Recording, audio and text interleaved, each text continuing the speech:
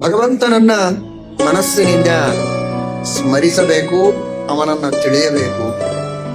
ತಿಳಿದರೆ ಸಾಲದಪ್ಪ, ವರ್ಣಿಸು ಅಂತ. ಮನ್ನಿಸು, ವರ್ಣಿಸು.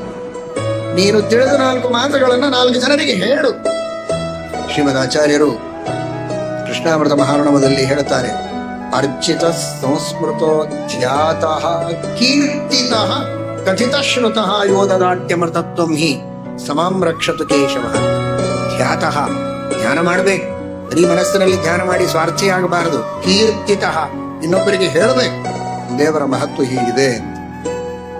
ತಾನು ಪುರಾಣದಲ್ಲಿ ಕೇಳಿದ್ದು, ಪ್ರವಚನಗಳಲ್ಲಿ ಕೇಳಿದ್ದು, ಪುಸ್ತಕಗಳಲ್ಲಿ ಓದಿದ್ದು, ಅಥವಾ ತಾನು ದೇವರಿಗೆ ಪ್ರಾರ್ಥನೆ ಮಾಡಿದಾಗ, ಹರಿಕೆ ಹೊತ್ತಾಗ ದೇವರು ಅನುಗ್ರಹ ಮಾಡಿ ತನ್ನ ಕಷ್ಟಗಳ ಪರಿಹಾರ ಮಾಡಿದ್ದರ ಅನುಭವ, ಎಕ್ಸ್ಪೀರಿಯನ್ಸ್, ಅದನ್ನು ಬಿಚ್ಚಿ ಹೇಳಿ ಇನ್ನೊಬ್ಬರಿಗೆ.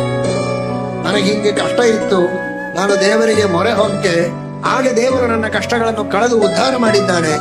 ನಿಮಗೂ ಕಷ್ಟ ಬಂದಾಗ ಇನ್ನೇನನ್ನೋ ಮಾಡಿ ಒದ್ದಾಡಬೇಡಿ, ದೇವರಿಗೆ ಶರಣ ಹೋಗಿ ದೇವರು ಕಷ್ಟಗಳ ಪರಿಹಾರ ಮಾಡ್ತಾನೆ ಅಂತ ಹೇಳಿದರೆ ಬಹಳ ದೊಡ್ಡ ಪುಣ್ಯ.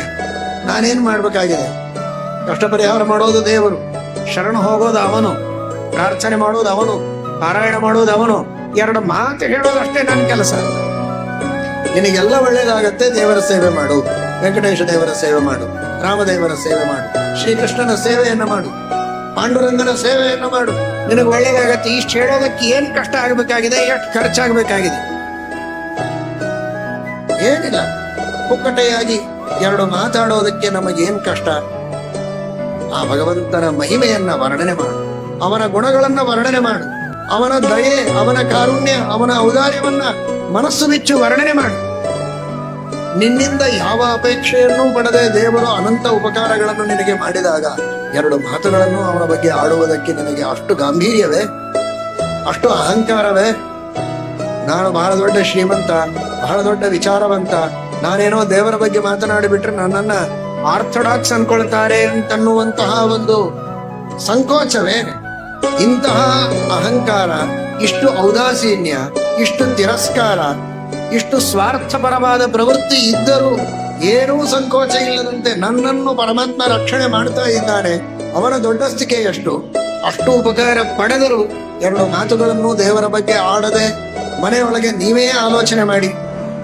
ಆಸ್ತಿಕರು, ಭಗವಂತನಲ್ಲಿ ಭಕ್ತಿ ಮಾಡುವವರು, ಶ್ರದ್ಧೆ ಮಾಡುವವರು, ಇದರ ಬಗ್ಗೆ 2 ಮಾತಿಲ್ಲ. ಸಂತೋಷ, ಅದಕ್ಕೆ ಅಭಿನಂದನೆ, ಅದಕ್ಕೆ ಸ್ವಾಗತ. ಆದರೆ ಮಾತನಾಡುವಾಗ ದೇವರ ಬಗ್ಗೆ ಅಂತೇನಾದ್ರೂ ಮಾತಾಡ್ತೀವ? ಗುಡಿಗೆ ಹೋಗೋಣ ಅನ್ನೋದೊಂದು ಬೇರೆ. ನಾಸ್ತಿಕರ ಅದನ್ನೂ ಮಾಡೋದಿಲ್ಲ. ಅದಕ್ಕಿಂತ ಬಹಳ ಬಹಳ ಪಟ್ಟು ವಾಸಿ, ಅದರೊಳಗೇನು ಸಂಶಯ ಇಲ್ಲ. ಆದರೆ ದೇವರ ಮಹಿಮೆ, ದೇವರ ಗುಣಗಳು, ದೇವರ ಉಪಕಾರ, ಇದರ ಬಗ್ಗೆ ಏನಾದರೂ ಗಂಡ ಹೆಂಡತಿ, ಮಕ್ಕಳು, ತಂದೆ ತಾಯಿ, ಅತ್ತೆ ಮಾವ, ಸೊಸೆ ಕುಳಿತು ಮಾತನಾಡುವಂತಹ ಪ್ರಸಂಗಗಳು ಮನೆಯಲ್ಲಿ ಇವೆ ಅಂತ ಆಲೋಚನೆ ಮಾಡಿ. ಎಂತಹ ನಾಚಿಕೆ ಇದು! ಯಾರ್ಯಾರೋ ನಮಗೆ ಸಂಬಂಧ ಇಲ್ಲದೆ ಇದ್ದ ವ್ಯಕ್ತಿಗಳು, ಕ್ರೀಡಾಪಟುಗಳೋ, ನಟರೋ, ನಟಿಯರೋ, ರಾಜಕಾರಣಿಗಳೋ, ಇನ್ಯಾರೋ ವ್ಯಕ್ತಿಗಳು ಅವರ ಸುದ್ದಿಯನ್ನ ಗಂಟೆಗಟ್ಟಲೆ ಮನೆಯಲ್ಲಿ ಹರಟೆ ಹೊಡಿತಾನೆ. ಏನೂ ಲಾಭ ಇಲ್ಲ ಅದರಿಂದ. ಯಾರು ಇವನಿಗೆ ಏನ್ ಕೊಡುವವರಿದ್ದಾರೆ? ಏನ್ ಇವನ್ ಕಷ್ಟ ಕಳೆಯುವವರಿದ್ದಾರೆ? ಯಾರ ನಾಮೋಚ್ಚಾರಣೆ ಮಾಡಿದರೆ, ಯಾರ ನಾಮಸ್ಮರಣೆ ಮಾಡಿದರೆ ನಮ್ಮ ಎಲ್ಲಾ ಕಷ್ಟಗಳನ್ನು ಕಳೀತಾನೆ, ಇಷ್ಟಾರ್ಥಗಳನ್ನು ಕೊಡ್ತಾನೆ. ಅಂತಹ ಅನಂತ ಉಪಕಾರಗಳನ್ನು ನಿರಂತರವಾಗಿ ಮಾಡ್ತಾನೇ ಇರುವ, ನಾವು ಸ್ಮರಣೆ ಮಾಡಿದ ಮೇಲಲ್ಲ, ನಾವು ಸ್ಮರಣೆ ಮಾಡಿದ ಮೇಲೆ ನನಗೆ ಮಾತಾಡ್ಲಿಕ್ಕೆ ಬರುತ್ತ? ಆಮೇಲೆ ನನ್ನ ಹಾರ್ಟ್ ಬೀಟಿಂಗ್ ಶುರು ಆಗ್ತದ, ನನ್ನ ಲಂಗ್ಸು, ಲಿವರ್ ಎಲ್ಲ ಆಮೇಲೆ ಕೆಲಸ ಮಾಡ್ತಾವ? ನಾವು ಹುಟ್ಟಿದಾಗೆ ಮಾಡ್ತಾ ಇದ್ದಾವ. ಹುಟ್ಟಿದಾಗಿನಿಂದ ಎಲ್ಲಾ ಕೆಲಸ ನನ್ನಲ್ಲಿ ನಡೀತಾ ಇದೆ. ಅದೆಲ್ಲವನ್ನ ಮಾಡಿಸ್ತಾ ಹೊರಗಿನ ಎಲ್ಲ ವಸ್ತುಗಳನ್ನು ಸೃಷ್ಟಿ ಮಾಡಿ ನನಗಾಗಿ ಕೊಟ್ಟು ದೇವರು ಉಪಕಾರ ಮಾಡ್ತಾನೇ ಇದ್ದಾನೆ. ಅದನ್ನು ಸ್ಮರಣೆ ಮಾತ್ರ ಮಾಡಿ ನಮ್ಮ ಕರ್ತವ್ಯವನ್ನು ನಾವು ಪರಿಪಾಲನೆ ಮಾಡೋದರಿಂದ ದೇವರು ಇನ್ನಷ್ಟು ಅನುಗ್ರಹ ಮಾಡುವುದಕ್ಕೆ ಟೊಂಕ ಕಟ್ಟಿ ನಿಂತ ದೇವರನ್ನು ಮರೆತು ನಮ್ಮಂತೆಯೇ ಮಾನವರು, ನಮಗಿಂತಲೂ ಚಿಕ್ಕವರು, ಏನೋ ಅವರಿಂದ ನಮಗೆ ಲಾಭ ಇಲ್ಲ, ಅಂಥವರ ಹೆಸರನ್ನ ಹೇಳಿಕೊಂಡು ನಾವು ವ್ಯರ್ಥ ಕಾಲಹರಣ ಮಾಡಿದರೆ ಎಂತಹ ಶೋಚನೀಯ ಸ್ಥಿತಿ. ಅದನ್ನ ಮಾಡಬೇಡಿ.